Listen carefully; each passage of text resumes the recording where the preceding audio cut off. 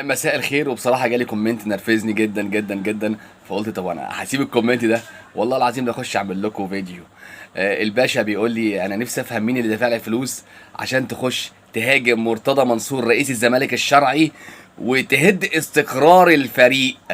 يا ليفا على رأي محمد رمضان في جعفر العمدة، الفريق اللي انت بتتكلم ان انا بهد استقراره ده اللي عمله مرتضى منصور مغلوب من اسوان والمحله اللي هبطوا لدوري الدرجه الثانيه. يا عم فوق يا عم، انت عندك فريق. انت ضربت من الاهلي 4 مع الرأفة، تقول لي فريق واستقرار؟ استقرار فين؟ استقرار امال الاهلي كده يبقى ايه؟ لما انت بتتكلم على الزمالك ده اللي انا بقول رئيسه يمشي ان انا بهد استقرار، امال الاهلي ده يبقى ايه؟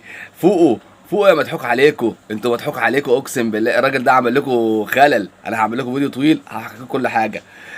اشترك في القناه، فعل الجرس، تابعني، وما تنسانيش والنبي في الظلم اللي احنا فيه ده دلوقتي. سلام.